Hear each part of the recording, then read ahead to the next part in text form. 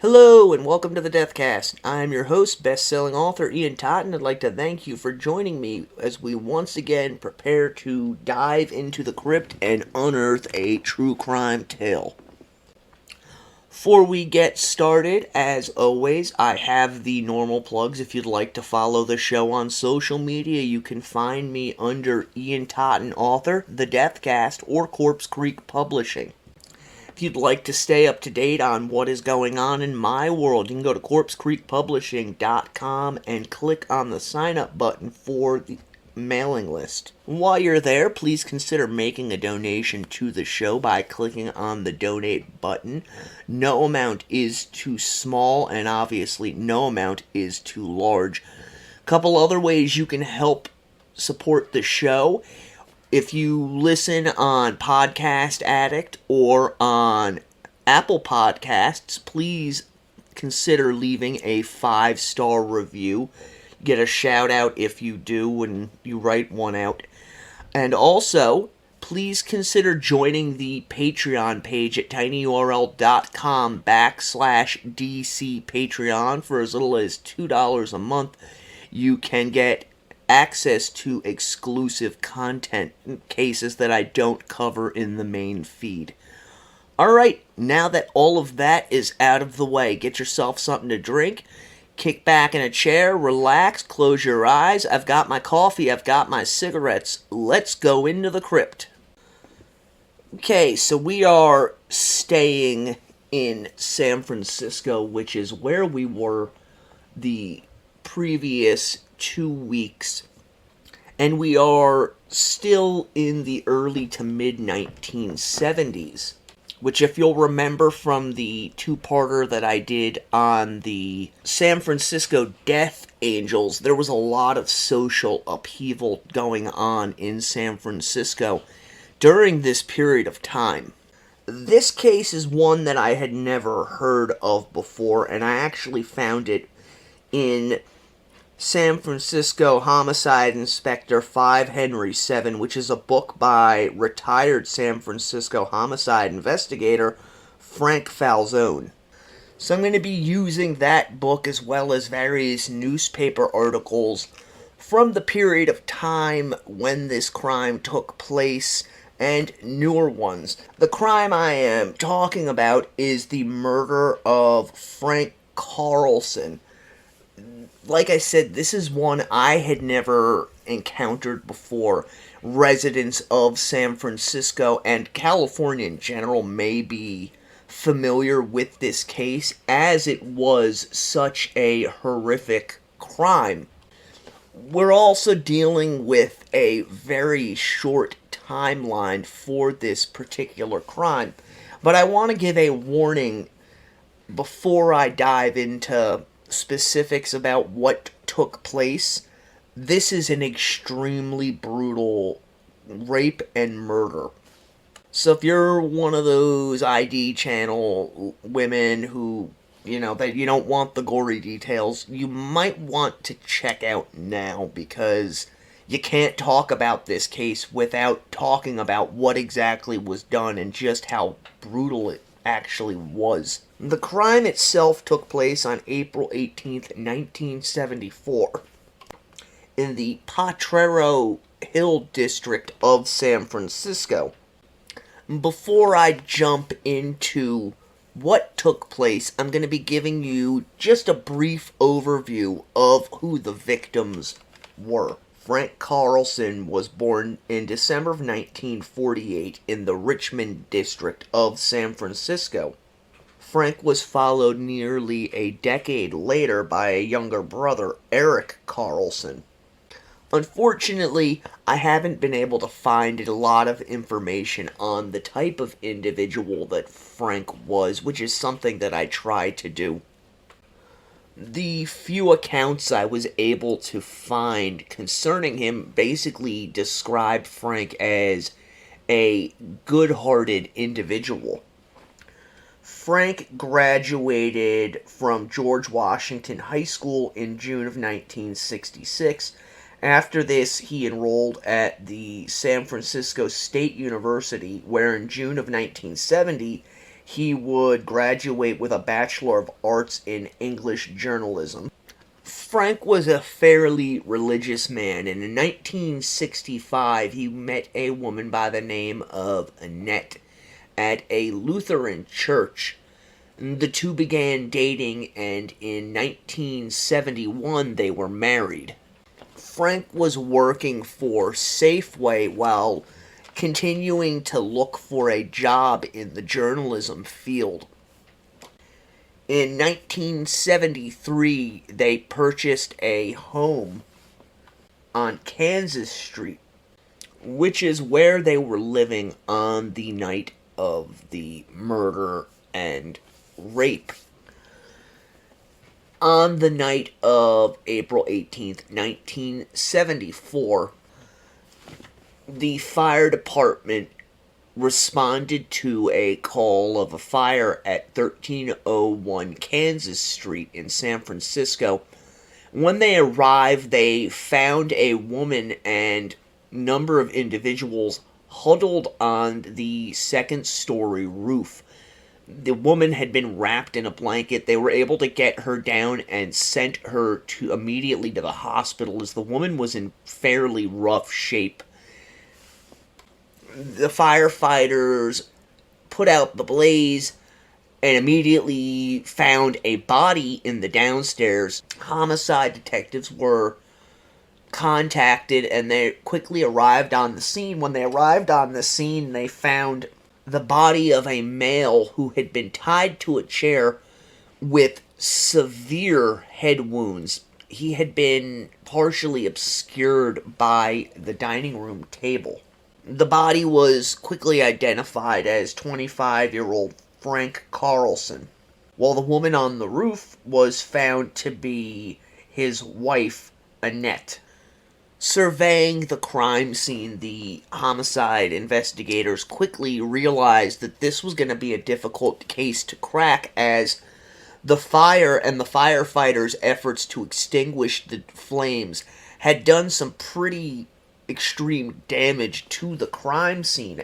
However, they did find a number of things that were of interest to their investigation, such as a claw hammer that was broken, a 3-inch thick chopping block which had a corner that had been busted off. The corner was found and covered in blood. A shattered wine jug which had been used to store change, and they found this change all over the room, suggesting to the officers that the victim had been hit in the head with all of these objects, and that when he was hit with the wine jug, it had shattered. They also found a bloody shoe print, which they suspected had been made by a boot. This was found on an area of the carpet that wasn't completely destroyed. According to the fire inspectors who were on scene, they believed that the fire had started in the upstairs before quickly spreading downstairs. So the homicide investigators, they're looking at this and they're piecing things together. In their mind, they're thinking, alright, it's fairly obvious that the fire was started in an attempt to hide the real crimes, which was the assault and murder of Frank, as well as whatever had been done to his wife Annette. At this point, they still didn't know much about what was going on. Eventually, Officer Frank Falzon would head to the hospital where Annette was listed in critical condition. Arriving at the hospital, Inspector Falzon talked with a few nurses who he described in his book as being visibly shaken. Number of them stated that, he needed to go out and catch this individual. Upon talking to the doctor who was taking care of Mrs. Carlson, Frank learned that she was not expected to live from her wounds. Before being informed that Mrs. Carlson was waiting to speak with him, Officer Falzon was taken aback by this obviously, because the woman's in critical condition, and oftentimes someone in that position is either incapable of speaking with police or does not want to, for obvious reasons. But Annette was different than most people, as you are going to see. 24-year-old Annette had been savagely brutalized by her assailant, with multiple lacerations to the face and the scalp. Parts of her scalp had actually been ripped away, which exposed the skull underneath. Falzon later described what he saw upon seeing her, quote, "The skin on her scalp was torn away, and her skull looked like a peeled orange covered in a spongy pith." So this isn't just a simple assault that he's dealing with. Obviously, given the level of brutality he witnessed at the house, now he's got this woman who's barely clinging to life, and she is, been savaged beyond recognition. I think it speaks greatly to Annette's constitution that not only was she able to give a description of what happened, she was more than willing to give a description. Now, according to Annette, she was asleep in her upstairs bedroom while her husband Frank was downstairs. She estimated the time to have been between 11 and 11:30. She was awoken to find a man standing over her bed. The man, who she described as an African American with a large afro, had placed his hand over her nose and mouth in order to wake her up. Obviously, with everything that's going on in the city at this point, her mind immediately goes to, oh shit, is this the zebra killer? Because if you'll remember from what I covered the last 2 weeks, when this crime took place was right during the period of time when the zebra killings were going on. It was actually about coming to the end of the zebra killing spree. So her mind immediately jumps to, is this guy the zebra killer? According to Annette, she glanced around the room quickly and noticed that a window in the bedroom was open. Obviously, how the assailant had gotten inside of the house. Annette described the man as in his mid-20s, medium build, maybe 5'8" to 5'10" tall, with a delicate-looking face and a mustache. The man was dressed in dark jeans and a dark shirt, and was holding a knife that had a dark wooden handle on it. She was able to discern that the knife, which was about 3 inches long, had a broken tip. You have to understand how amazing it is that she was able to recall all of this, given what had happened to her, which you're going to learn here in a few minutes. Annette stated that she screamed, which drew her husband from downstairs, and the man quickly subdued Frank. According to Annette, the man stated, "I need some money," and the way he said the word money stuck with her and would actually be one of the key pieces of evidence that would help to bring down the man responsible, as he didn't say money, he said it as Monet, which for people of a certain age may conjure up images from Mel Brooks's History of the World Part 1. One of the characters' last name is Money, and he always states it as Monet. So if you're trying to understand how this guy pronounces it, it's just like that. After being told this, Frank told the man that he can have everything that they have, just please don't hurt them. The man then proceeded to march the couple downstairs. Upon getting downstairs, one of the first things that was apparent was that Frank had been working on the books for the Safeway he worked at, where he was an assistant manager. And so as not to disturb his wife, he'd had the radio on low. After asking the couple for some rope, and being informed that they did not have any, the man left the couple in the dining room and went to a front room where he cut the electrical cord off of a lamp, after which he forced Frank to sit down in a chair and ordered Annette to tie her husband up.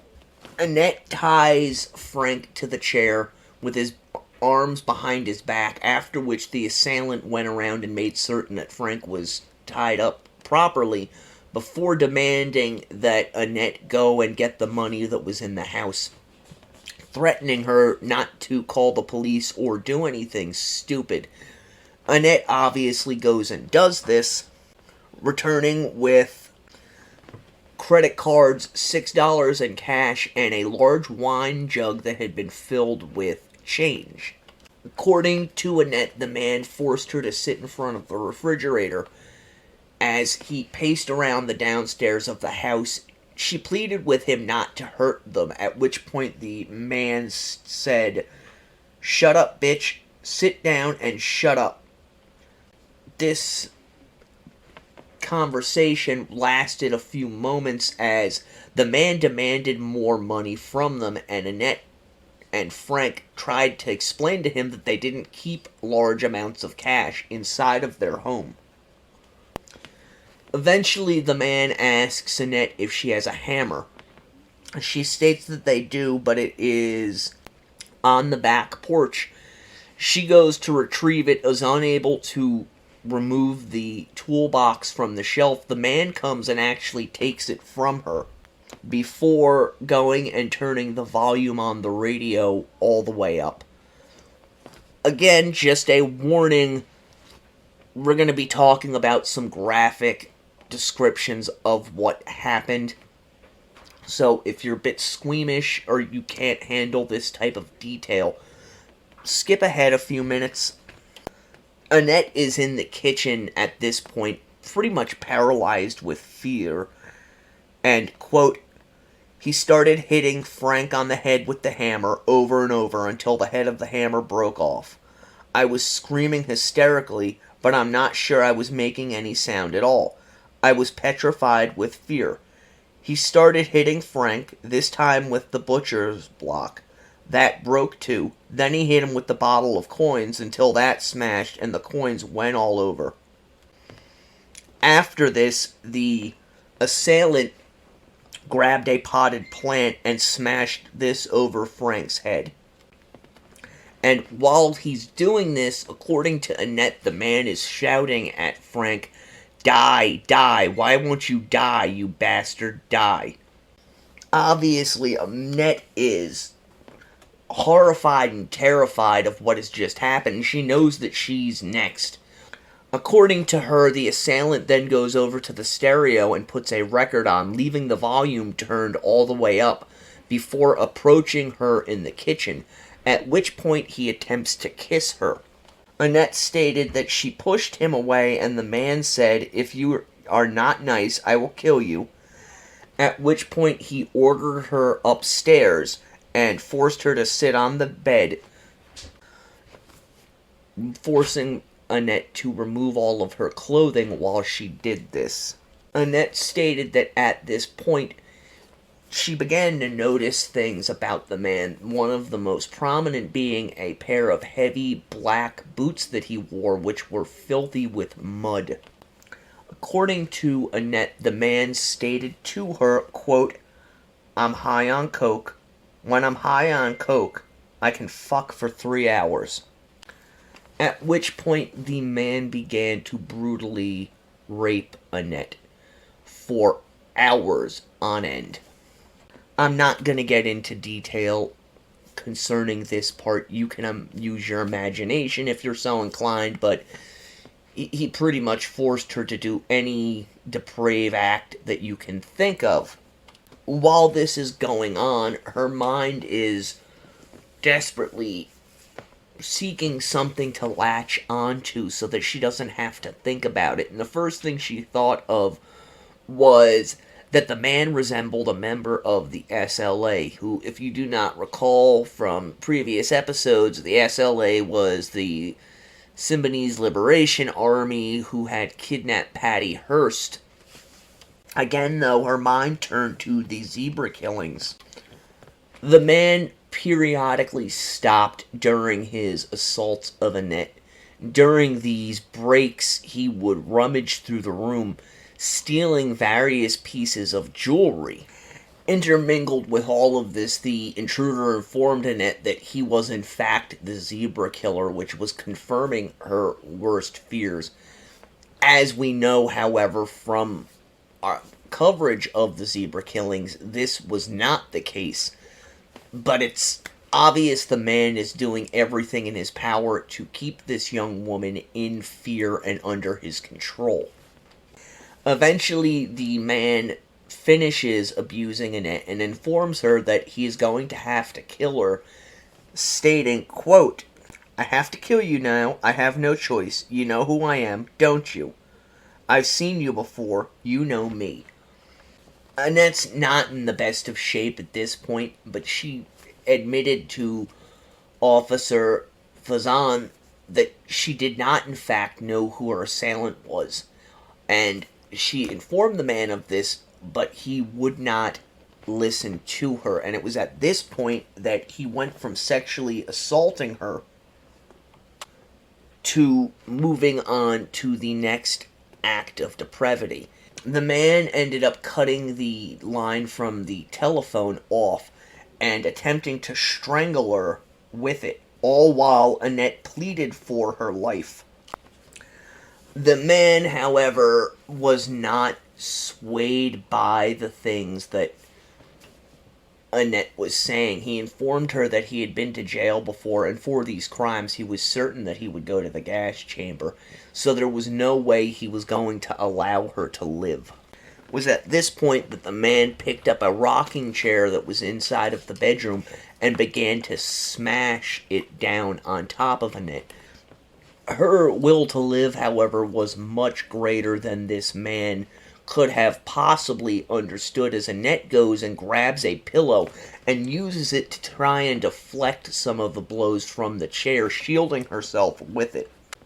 When the rocking chair eventually broke, the man quickly found a glass paperweight, wrapping it inside of a towel, at which point he began to beat her with it, and this was just too much for Annette. She collapses to the ground, barely able to speak, asking the man to just please let her die. The man then approached Annette and used the knife on her, slashing open the artery on her left wrist. And then the man leaves Annette alone, but not to simply escape from the house or go rummaging for more valuables. He actually finds a can of paint thinner, which he douses around the room and in the closet before setting fire to it, before fleeing the room and heading downstairs, where he repeats the process in the dining room. It was later determined by police that the man most likely walked out the front door after doing this. Now you have the horrific crime that took place. The assailant's gone. Annette's not dead, though. Like I said, this woman's constitution, her desire to live, was so far beyond what her assailant could possibly comprehend. She was able to crawl from the bedroom out onto the roof, which was just outside of their bedroom windows, tumbling down onto the gable, where she lay screaming for help. Now, across the street was an organization known as the Synanon Foundation Center. At the time, the Synanon Center was a rehabilitation facility. Yes, I'm aware that they would go on to be labeled as a cult by the United States government, called the Church of Synanon, and that numerous of members would be convicted of various crimes, everywhere from rape to attempted murder. But during this period of time, they were not a bad organization, at least as far as our story goes. You've got these individuals across the street in this Synanon Center. Inside of this building, a 23-year-old by the name of Andy Rockwell was sleeping inside of his dormitory when he heard what he thought were the mewings of a cat coming from across the street. He looked out the window and saw the house aflame as well as the woman out on the roof. So Andy gets dressed as quick as he can and runs across the street, unaware that other members of the Synanon facility had also heard this noise and were also in the process of getting over to the house. In concert with all of this, you have people who were living on the street also converging on it. Because of this, Andy, another member of the Synanon house, and two neighbors were able to get up onto the roof and wrap Annette inside of a blanket, where they stayed because at this point they can't get down. So they stayed there with Annette on the roof, trying to comfort her and keep her calm until help arrives. Eventually, firefighters arrive because somebody saw all of this and called the fire department, and they, in concert with the neighbors and the two men from the Synanon organization, are able to get Annette off of the roof, at which point she is transferred to the hospital. This was roughly around 3:14 to 3:20 in the morning, which should give you some idea as to how long Annette's ordeal lasted. If you'll remember, she stated that she was awoken by the intruder between 11 and 11:30 p.m. It's now roughly 3:20 in the morning and she's being rescued. So after speaking with Annette, Inspector Falzon asked her if there was any distinguishing features about the man, which she said there were not, but she did inform him that she would be willing to give a description to a police sketch artist, as she stated that she would never forget this man's face. And that's something important in this case, just as the man's pronunciation of the word money was.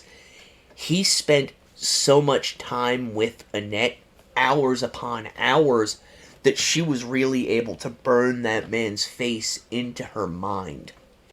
So we have this crime, we have Annette in the hospital, they don't think she's going to live. Spoiler alert, she does. Like I said, she refused to die.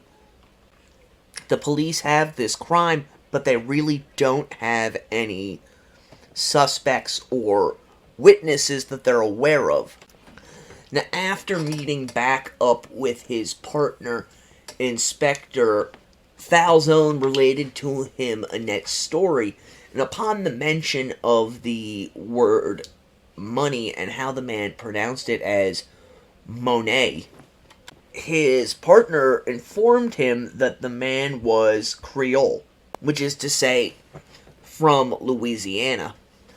The officers went back to their office and began investigating as best they could. As I already stated, they didn't have a whole lot to go on. They fairly quickly established that the money and valuables that had been stolen from the house were secondary, and that the rape of Annette was the primary target of their assailant. So with this information, they began tracking down known rapists who had recently been released from prison. This really didn't turn up any leads. An interesting piece, however, from the autopsy of Frank Carlson came from the coroner who was doing it, when he stated, quote, "You could drop a man off a 10-story building by his feet and not cause that much damage to his head." On April 20th, the police returned to the hospital where Annette was still kicking, and were able to get her to give a composite sketch of the man who had assaulted her. With this, they really began in earnest to look for this individual. This attack had really frightened the people of San Francisco in connection with the zebra killing, so much so that the San Francisco Gazette actually ran an article where they quoted the police department as stating there was no connection to the zebra killing. On that same day, April 20th, Frank Carlson was laid to rest, with his family asking that any donations that were going to be made instead be given to the Synanon Foundation as well as Frank and Annette's church. Now, in addition to looking at any recently paroled rapists that they could find, the police also looked into the residents of the Synanon facility, because at this time, as is stated, it was a rehabilitation facility, but it was also known for taking in convicts who had a problem with drugs and alcohol and attempting to get them clean and sober. So they started looking into this organization, the people who were at the rehab facility, but unfortunately they were not able to turn up any leads. So the police are really out in force trying to solve this crime. Obviously, it shocked the neighborhood as well as the city at large. They're unable to turn up any good leads. And eventually, those leads that they did have, or that they were able to come up with, fizzled out, and the detectives were left with few avenues to pursue. This wouldn't last long, however, as during the course of their investigation, they had learned that Annette's father was an engineer, and they surmised that his artistic abilities coupled with his daughter's total recall might be able to produce sketches of the pieces of jewelry that had been stolen from the house. The reason why they figured this might help is oftentimes when things like this are stolen, they're either fenced through a pawn shop or somebody will purchase them from the perpetrator. When you're dealing with high-end pieces of jewelry, too, there's oftentimes distinguishing marks that are placed on them. This could be anything from a date stamped inside of a ring to a number that is placed on the piece of jewelry in an unobtrusive area so that the piece of jewelry can later be traced in the event of something happening to it, such as a burglary or it's destroyed in a fire, so that the homeowner and the owner of the jewelry can collect insurance money from it. They were also helped in this by the fact that the jewelry that Annette had, much of it had actually belonged to her grandmother on her father's side, so both of them knew these pieces of jewelry fairly well. So the two of them made these sketches of the jewelry. They produced 6 sketches in total, with really the most important one being of a platinum wedding band, and inside of this wedding band there was an inscription, Frank and Elizabeth 2444. This was her paternal grandparents' names coupled with their wedding date. And Annette knew this piece very well, as it was in fact her own wedding band that she had been gifted by her father to use when she was married. So the police took these sketches and included them in the packets that they were putting up around the city looking for information related to the killings. They also contacted the media, and the media agreed to run with this piece of the story, showing these new sketches on the news as well as including them in newspaper reports. And this piece of evidence is really going to lead to the break in the case that the police were looking for. As on May 10th On May 10th, this is a day after the story about the stolen pieces of jewelry ran, an individual by the name of John Hearn, who worked at the Gensler Lee Jewelers, clipped out this article and began comparing everything that they had in the store to what was in these drawings, and he found a piece that matched the description of one of the stolen items. This turned out to be Annette's wedding ring, which is the one that had the inscription inside of it. Taking the ring, they drove to the hospital where Annette was and showed it to her, and she was easily able to identify it. After this, the officers went back to the jewelers and asked him where they had gotten it, and according to the man Hearn, a customer, a male, had brought it in and wanted to have the ring redesigned as a men's ring using the same stones that were set into it. They were able to get the man's name as well as his address, located over in the Hunters Point district. The cops go to this guy's house believing that they've got their man, but they quickly learned that they did not in fact have Frank's murderer. After pressing the man and letting him know what information it was that they had, he quickly realized that buying this wedding ring wasn't just some simple transaction that he had been involved in, but was in fact a murder and rape investigation. The man quickly started talking to the officers. He claimed that he had purchased it from his brother-in-law, and that his brother-in-law had gotten it from a co-worker at the post office. To keep this witness from talking to his brother-in-law, the officers arrested him on possession of stolen property before going to speak with the brother-in-law. From the brother-in-law, they learned that he had purchased the ring from a man by the name of Angelo Pavagu. Angelo told the brother-in-law that he had stolen the wedding ring. The brother-in-law had no issue with this and told Angelo that there was a very good chance his brother-in-law would be interested in purchasing the ring. So he ends up setting the two men up, and his brother-in-law purchases the ring from Angelo, paying $300. They start looking into this Angelo Pavagu, and they learned that he was a 25-year-old who had been born in Louisiana. He was a truck driver for the post office who lived at 1385 Kansas Street, which is the same street that the Carlson family lived on. He lived on the opposite end of it. On May 11th, officers staked out Angelo's house.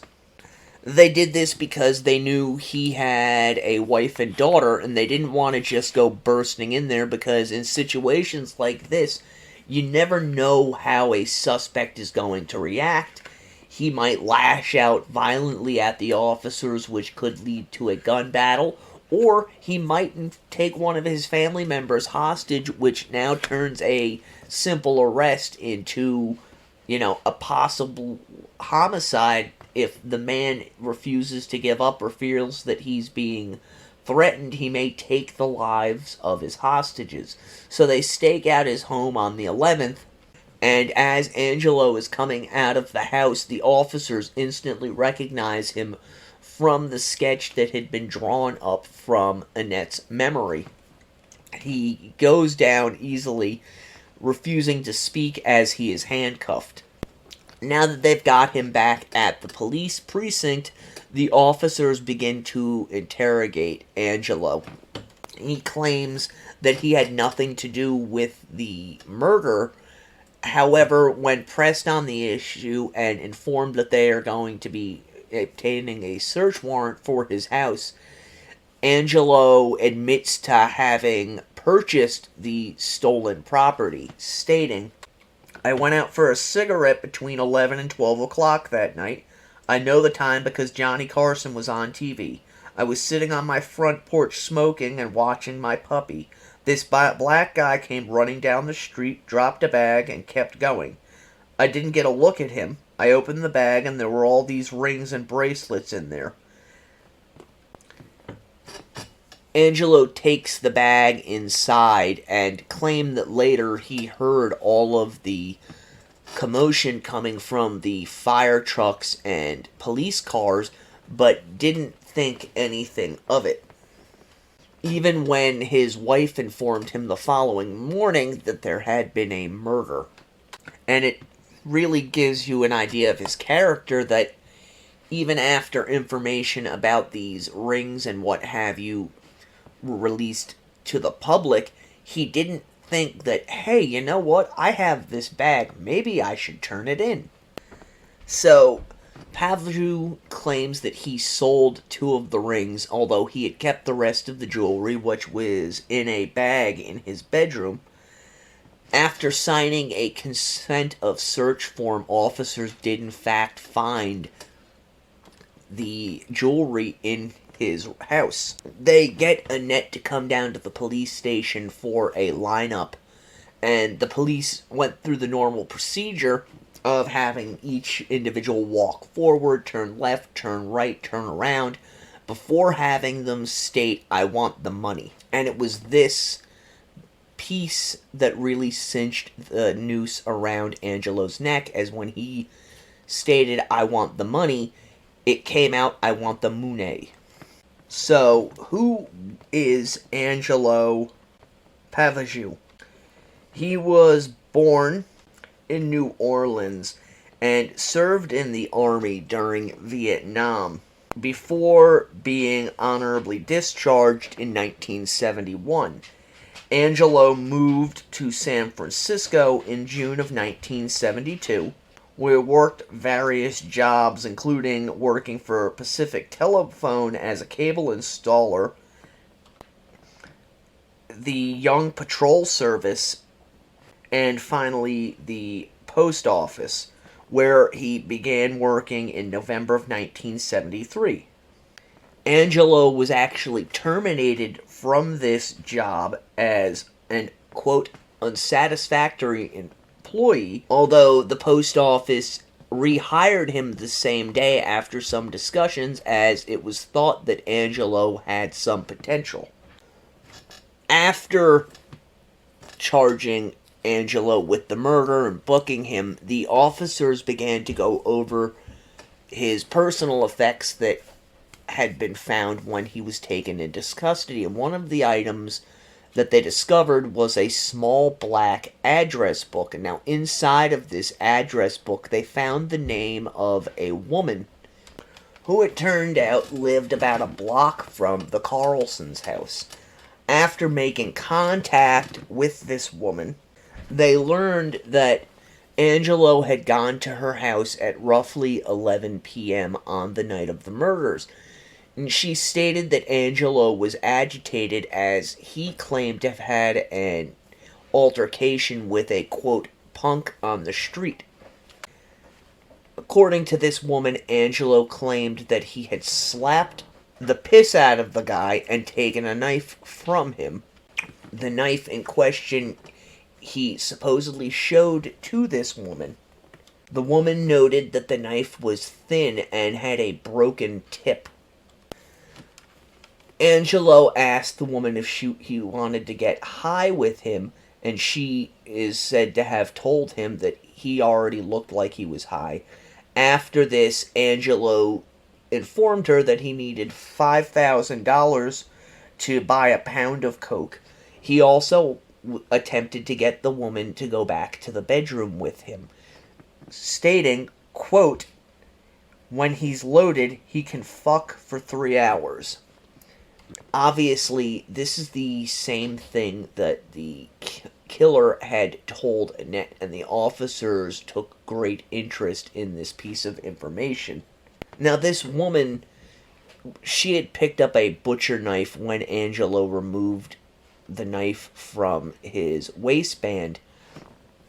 I imagine that she knew something was off with him and was feeling nervous because Angelo informed her at least twice that he was going to have sex with her, and eventually she informed him that that was not going to happen. Angelo laughed at her and then left the apartment. This at roughly 11:30. Angelo ends up going on trial for this murder, and the case against him is extremely solid, with the state being so confident that they have the right guy, they actually seek the death penalty. Now, during the trial, obviously, Annette took the stand and testified as to what happened. During cross-examination, the defense counsel repeatedly referred to the man responsible for the crime as the suspect, and Annette would counter him with, "Mr. Grimm, the man who you call the suspect is Angelo Pavagu, and he's sitting right next to you." Which obviously, if you are a defense attorney and you're being told this by the victim of the crime, you have to know that your chances of winning this case are slim to none. Nevertheless, they pressed on. The prosecutors ended up calling the woman who had informed them of Angela going to her house with the knife and uttering the infamous line, "When I'm high on coke, I can fuck for 3 hours." This corroborated what Annette had stated during her testimony. One unusual bit from this trial, however, is that the defense chose not to give an opening statement, instead calling Angelo's wife to take the witness stand. She testified that on the night of the murder, Angelo had come home around 10 p.m., agitated over a fight he had had with someone out on the street. She stated that Angelo had left after informing her of this fight and did not return home until roughly 12:30, at which point he went to bed. This is not looking good for the defense, as later on it will be brought up that Angelo had told the officers that he had found the bag of stolen jewelry outside when a black man had dropped it while running past his house, and that in fact the following day his wife had mentioned to him about the murder. What Angelo's wife did say is that her husband was so agitated that twice that evening he had gotten up to walk their dog, and during the second trip outside, they had both heard the fire sirens. Angelo himself took the stand in his own defense, and his story at this point completely changed. He said he had been drinking on the night in question and had not used any cocaine, and that he had a passing acquaintance with Mrs. Carlson, having recognized her from the bus. Again, he made no mention of the found bag of jewelry or having seen a man running from down the street. Eventually, he would be found guilty of murder and rape and be sentenced to death plus 54 years. Now, you would think that our story is over at this point, and for the most part it is, but there are a couple of things that need to be discussed. California's Supreme Court overturned the state's death penalty, as did the United States Supreme Court. Because of this, Angelo's sentence was converted to a life sentence with the possibility of parole. Some families do not get involved in situations like this, but the Carlson family is not some family. They have petitioned the court every time that Angelo Pavagu has come up for parole, appearing at his parole hearings, as well as getting the officers and various members of the court who were involved in the case to write letters to the parole board demanding that he not be released, which so far has worked. And one of the reasons I decided to cover this case is that while doing research for it, I came across a website called justiceforfrank.org, which is maintained by Frank Carlson's family. Angelo Pavagu is up for parole again this year.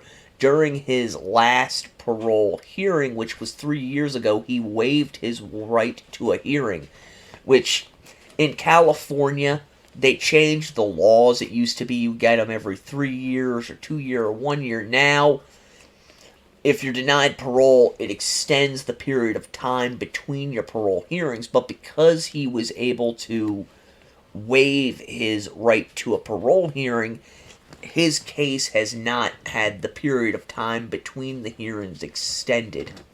So he is up for parole again this year. And the family is concerned, rightfully so, that if he decides to go for parole this time around, he may in fact be allowed out. And on this website, you can sign up for updates from them and keep in the loop on this case, as when his parole hearing is coming up, they're going to ask everybody who's signed up to write letters, sign petitions to the California Board of Parole in an effort to keep Angelo Pavagu behind bars. And when I saw that, I said, this SOB does not need to be out walking the street, and if I can get the message about this case out there to, a few thousand people more than who might normally hear it through the podcast, I'm going to go ahead and cover it. And that is why I've decided to cover this case, so that more people can hear about it. Go visit the website justiceforfrank.org and become involved in trying to keep this vicious, convicted rapist and murderer behind bars.